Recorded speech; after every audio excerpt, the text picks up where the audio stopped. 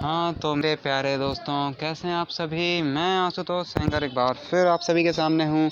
जैसे कि मैंने आपको बताया था ऑर्गेनिक के फर्स्ट लेक्चर में कि मैं आपका ऑर्गेनिक का फर्स्ट यूनिट बहुत तेज़ी के साथ ख़त्म कराऊँगा। ज़्यादा से ज़्यादा 10 से 11 लेक्चर लूँगा, मैंने ये भी आपको बताया था, या मिनिमम 7 से 8 लूँगा।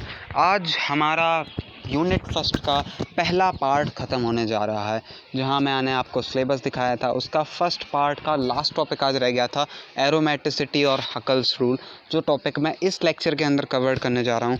हमारी बात चल रही थी pharmaceutical organic chemistry second, unit first lecture है हमारा ये तीसरा। इससे पहले 2 लेक्चर मैंने प्लेलिस्ट में अपलोड कर चुका हूँ। अगर आपने नहीं देखे हैं तो प्लेलिस्ट में प्लीज़ जाइए और जाके चेक करिए, आपको प्लेलिस्ट में सारे लेक्चर्स बिल्कुल लाइन बाय लाइन सब कुछ मिल जाएगा। B pharma third semester second year की हमारी बात चल रही है। So we have to start this lecture now. Aromaticity या हकल्स थ्योरी, ये टॉपिक है हमारा। According to this theory, if a compound having pi electron in that cyclic system is equal to 4n plus 2, where n is equal to 0, 1, 2, 3, etc. as an integer, then the compound is said to be aromatic. चलिए मैं बताता हूँ कि कहानी क्या है। कहानी ये है कि हकल नाम के एक साइंटिस्ट थे, जिन्होंने हमें एक रूल दिया, जो भी बेंजोनॉइड कंपाउंड होंगे या साइक्लिक स्ट्रक्चर्स वाले कंपाउंड होंगे जिनमें इलेक्ट्रॉन डीलोकलाइज्ड फॉर्म में पाए जाते हैं, उन सारे कंपाउंड्स में अगर हमें एरोमेटिसिटी फाइंड आउट करनी है तो हम लोग एक फार्मूला उन्होंने दिया 4n+2, और जितने भी पाई इलेक्ट्रॉन, पाई मीन्स पाई ऑर्बिटल वाले जितने भी इलेक्ट्रॉन्स होंगे, वो उन डीलोकलाइज्ड इलेक्ट्रॉन को हम लोगों को काउंट करना है। देन उन्हें काउंट करने के बाद हम लोगों को इस फार्मूले में पुट करना है और n की वैल्यू फाइंड आउट करनी है।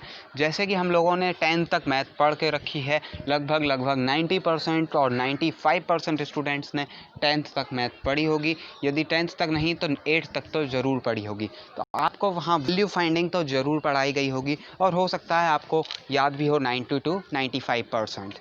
तो उसी थ्योरी के हिसाब से हमें यहाँ वही काम करना है, इस थ्योरी को फॉलो करना है। तो इस थ्योरी में हम लोगों को हकल ने बताया कि हमें अगर किसी कंपाउंड की एरोमेटिसिटी पता करनी है, मींस वो कंपाउंड एरोमेटिक है या नहीं है, हमें अगर ये फाइंड आउट करना है तो हमें सबसे पहले उसके साइक्लिक स्ट्रक्चर में कितने डीलोकलाइज्ड पाई इलेक्ट्रॉन्स हैं वो फाइंड आउट करना होगा। देन उन डीलोकलाइज्ड पाई इलेक्ट्रॉन्स को फाइंड आउट करने के बाद फार्मूला 4n+2 में उसकी वैल्यू पुट आउट करनी है। कैसे कैलकुलेट करना है वो मैं आपको आगे बताऊँगा। This rule is applied to ring carbons containing planar system in which each carbon is capable of sp2 hybridized, and to ensure the overlapping of p orbital in single or fused structures. ये rule केवल उन्हीं structures के लिए, उन्हीं compounds के लिए applicable है, means उन्हीं में अप्लाई किया जा सकता है जिनमें रिंग हो, कार्बन जो है वो रिंग में हो, और जो है प्लेनर सिस्टम हो और sp2 हाइब्रिडाइज्ड हो उनका जो स्ट्रक्चर है वो। And to ensure the overlapping of p orbital, p orbital की ओवरलैपिंग हो या तो सिंगल या फ्यूज स्ट्रक्चर की फॉर्म में। Fuse structure means naphthalene, and single structure में आप कोई भी साइक्लो एल्कीन ले सकते हैं, और बेंजीन हमारा मोस्ट इंपॉर्टेंट एग्जाम्पल। अगर हम लोग बात करें इनके एग्जाम्पल्स की, तो मैंने आपको फ्यूज रिंग के एग्जाम्पल यहाँ 3 दिखाए हुए हैं। फर्स्ट इज़ फेनेंथ्रीन अवर, जिसको आप याद होंगे। इसके अंदर हमें यहाँ टोटल 7 डीलोकलाइज्ड बॉन्ड दिख रहे हैं। Every bond consist 2 electrons, and तो इसके हिसाब से हम लोग 7 × 2 = 14 इलेक्ट्रॉन है फेनेंथ्रीन मॉलिक्यूल में। अगर हम इसके लिए n की वैल्यू कैलकुलेट करें 4n+2, कैसे करते हैं वो मैं आपको नेक्स्ट पेज पे दिखाता हूँ। अगर आपकी मैथ स्ट्रांग होगी तो आपने अभी भी कैलकुलेट कर लिया होगा। Then our second moiety and second example for the Huckel's theory is anthracene. Anthracene also has 7 delocalized bond and has 14 pi electron, क्योंकि एक बॉन्ड के अंदर 2 इलेक्ट्रॉन्स होते हैं। नेप्थलीन के अंदर 5 डबल बॉन्ड हैं, 5 डीलोकलाइज्ड बॉन्ड हैं, और हर एक बॉन्ड के अंदर 2 इलेक्ट्रॉन्स होते हैं, तो 5 × 10 पाई इलेक्ट्रॉन्स। फिनेंथ्रीन जो पहला मेरा एग्जाम्पल था उसी के लिए मैं यहाँ कैलकुलेशन लेके आया हूँ। सारे के लिए आपको इसी टाइप से कैलकुलेशन करनी है। अगर कभी एग्ज़ाम में 2 मार्क्स के लिए आपको क्वेश्चन आता है और वहाँ आपको शो ऑफ करना होता है कि कैसे आप कैलकुलेट करेंगे, तो इसी थ्योरी के बेस पे मैंने यहाँ दिखाया आपको। सबसे पहले फिनेंथ्रीन में 7 × 2 पाई इलेक्ट्रॉन्स, तो पाई इलेक्ट्रॉन टोटल हो गया 14। तब हमने उसको हकल्स के अकॉर्डिंग थ्योरी में रखा 4n + 2 = 14। 2 को जो है वो उस तरफ चला गया इक्वल के, तो जब इक्वल के दूसरी तरफ जाता है तो प्लस की जगह माइनस हो गया, जस्ट अपोजिट साइन आते हैं। तो 4n = 14 - 2, 14 - 2 हुआ तो 4n = 12, n = 12/4, चूँकि 4n मीन्स मल्टीप्लिकेशन में थे, अगर जस्ट अपोजिट जाएगा तो ये डिवाइडेशन में चले जाएंगे। देन n = 3, एक इंटीजर वैल्यू आ रही है, पूर्णांक आ रहा है। अगर मैं हिंदी में बात करूँ तो पूर्णांक के लिए ही ये थ्योरी थी कि अगर n की वैल्यू पूर्णांक या एज इंटीजर आती है तो हमारा वो कंपाउंड एरोमेटिक हुआ, मीन्स हमारा फिनेंथ्रीन मोइटी एक एरोमेटिक कंपाउंड है।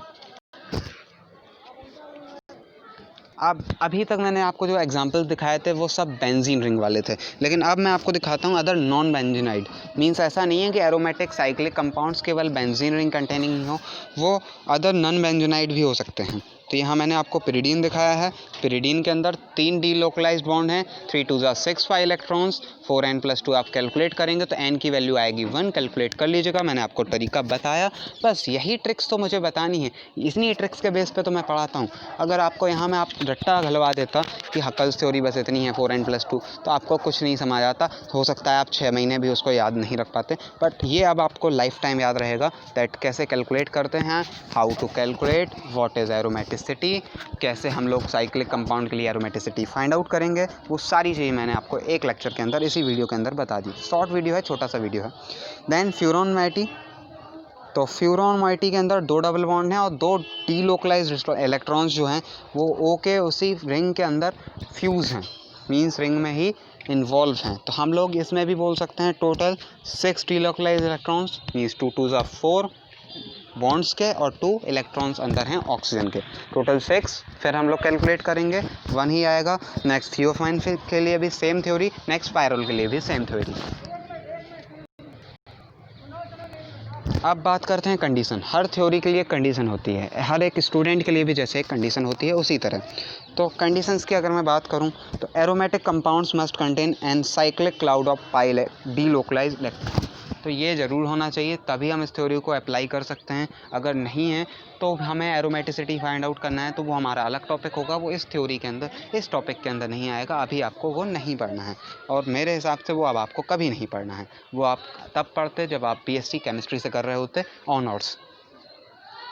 All atoms participating in pi bonds formation must fall in one plane, सारे एटम्स वन प्लेन में होने चाहिए, जैसे कि मैंने आपको थ्योरी के अंदर भी दिखाया था। और वो थ्योरी मोस्ट इंपॉर्टेंट है for 2 marks, 4 marks and for 7 marks also. वहाँ आपसे वो हकल्स थ्योरी, एरोमेटिसिटी और किसी 2 एग्जाम्पल्स का कैलकुलेशन पूछ सकते हैं। 7 मार्क्स और 5 मार्क्स का सबसे बेटर क्वेश्चन जो अकॉर्डिंग टू एक शेड्यूल आता है वो बन जाएगा। Cyclic compounds with 4n pi electrons would be less stable than their open chain are called as anti-aromatic। अगर इसी बेंजीन को या ऐसी किसी भी पायरोल को, फ्यूरॉन को हम लोग एक्सपेरिमेंटली कोई साइक्लिक स्ट्रक्चर बना की जगह कोई प्लेन स्ट्रक्चर बना दें, स्ट्रेट चेन कंपाउंड बना दें, तो वो इससे लेस स्टेबल भी होगा और वो एंटी एरोमेटिक भी होगा, क्योंकि वो फिर ये थ्योरी फॉलो नहीं करेगा।